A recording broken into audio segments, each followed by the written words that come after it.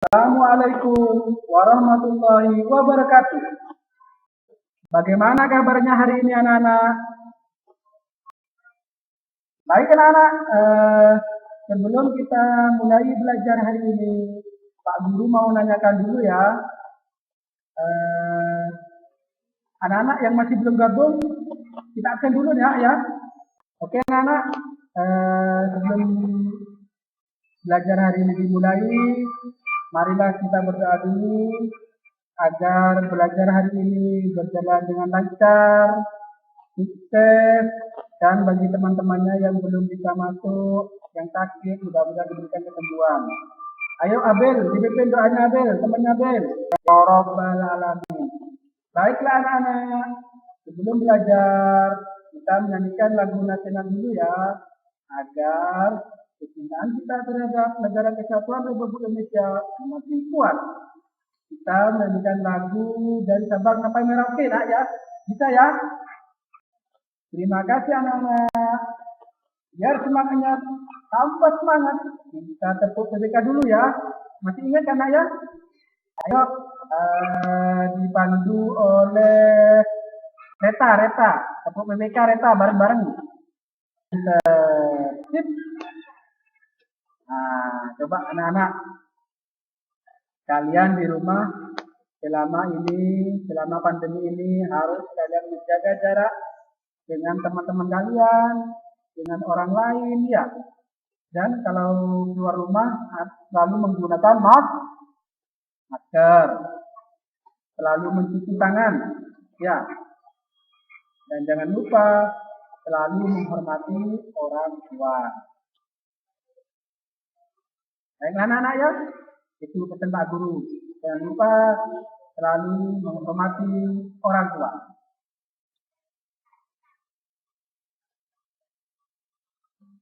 Bagi anak-anak, siapa yang masih ingat pelajaran kemarin? Ayo, hak dan kewajiban terhadap tumbuh-tumbuhan. Dan hari ini anak-anak, kita belajar tema 3, tema 1, pembelajaran 3. Yaitu mengenai bagian terhadap tumbuh-tumbuhan. Baik, Pak Guru akan menayangkan slide atau tayangan berikut ini anak-anak ya. Oke. Sekarang tema 3, peduli terhadap makhluk hidup. Tema 1, hewan dan tumbuhan lingkungan rumahku. Yaitu pembelajaran 3. Sebelumnya anak-anak, Pak Guru akan membacakan dulu kompetisi dasar yang ada di muatan berikut. IPA yaitu menjelaskan pentingnya upaya keseimbangan dan pelestarian sumber daya alam di lingkungannya. 3.2 bahasa Indonesia yaitu menggali informasi dari seorang tokoh melalui wawancara menggunakan daftar pertanyaan. Tujuan pembelajaran hari ini anak-anak yaitu siswa mampu mengidentifikasi bagian-bagian tumbuh-tumbuhan dan fungsinya. Yang kedua, siswa menulis laporan bagian-bagian tumbuhan dan fungsinya. Yang ketiga, siswa mampu membuat daftar pertanyaan untuk persiapan wawancara. Yang terakhir, mampu membuat pertanyaan secara tertulis. Nah, ini anak-anak, lingkungan yang hijau berpengaruh terhadap kesehatan manusia. Hal ini salah satunya karena manusia menghirup oksigen yang dihasilkan oleh tumbuhan. Nah, ini anak-anak link mengenai bagian-bagian tumbuhan. Coba anak-anak, siapa yang bisa menyebutkan bagian-bagian dari tumbuhan? Batang. Apalagi? Daun. Ya. Akar. Dan sebagainya. Baik, kita lihat bersama-sama anak-anak. Di sini ada bagian-bagian tumbuhan. Yang pertama, Pak Guru akan menjelaskan akar. Nah, di sini anak-anak, akar adalah bagian tumbuhan yang umumnya berada di dalam tanah untuk beberapa jenis tumbuhan. Akar juga terdapat di atas tanah, bahkan menggantung. Nah, ini anak-anak fungsi akar. Fungsi akar yaitu mengokohkan tumbuhan. Jadi agar tumbuhan tersebut kuat anak-anak ya. Selanjutnya yaitu batang. Batang adalah bagian tumbuhan yang berada di atas tanah yang berfungsi sebagai tempat munculnya daun, bunga, dan buah. Lanjut yaitu mengenai daun. Bagian tumbuhan yang berfungsi sebagai tumbuhan berlangsungnya fotosintesis adalah daun. Daun hanya mengandung zat warna hijau yang disebut klorofil. Daun terdiri atas tangkai daun dan helai daun. Yang keempat anak-anak yaitu buah. Buah merupakan bagian tumbuhan yang berfungsi melindungi biji serta cadangan makanan buat biji bertambah. Contohnya buah mangga dan buah apel. Nah, di dalam buah anak terdapat biji, yaitu biji memiliki keping dan juga tidak berkeping. Biji ada yang berkeping dan juga ada yang tidak berkeping, yaitu disebut monokopil dan dikopil. Yang terakhir anak-anak, bunga. Bunga merupakan bagian tumbuhan yang berfungsi sebagai alat perkembangbiakan tumbuhan. Nah, sampai di sini anak-anak, ada yang mau ditanyakan mengenai bagian-bagian tumbuhan anak-anak? Lanjutkan dengan ini ya, link. Nanti Pak Guru bagikan link mengenai tumbuh-tumbuhan ya. Saya kirim lalu WA. Sekarang wawancara. Wawancara adalah kegiatan tanya jawab antara pewawancara dan narasumber yang dilakukan untuk memperoleh informasi secara rinci tentang suatu hal atau peristiwa. Nah, wawancara ini anak ada dua, yaitu pewawancara dan juga narasumber. Pewawancara adalah orang yang melakukan wawancara dengan menyebutkan pertanyaan-pertanyaan terkait peristiwa tersebut. Yang kedua, narasumber. Narasumber adalah orang yang diwawancarai atau orang yang digali informasinya. Nah, berikut hal-hal yang perlu kalian persiapkan sebelum wawancara. Yang pertama, menentukan topik wawancara. Yang kedua, membuat daftar pertanyaan yang kamu ajukan saat wawancara.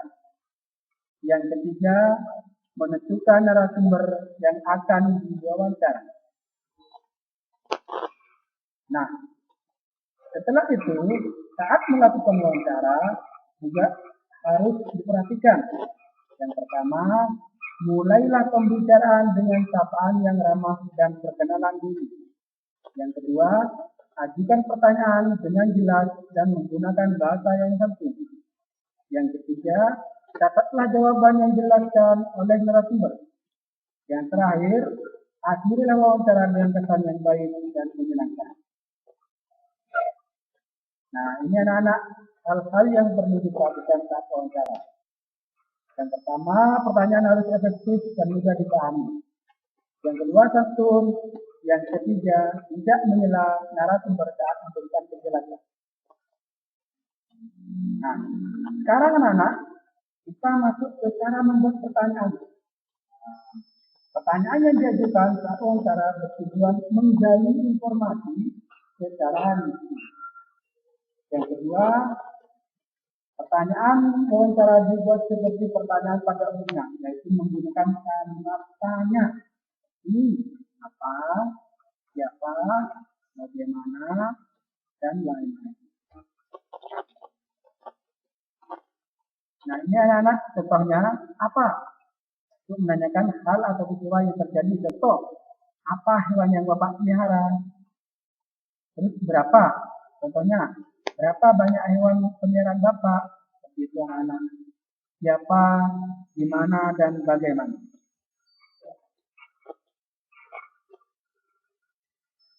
Nah, pertanyaan yang baik anak-anak, yaitu disusun secara runtut. Yang kedua, bersifat umum.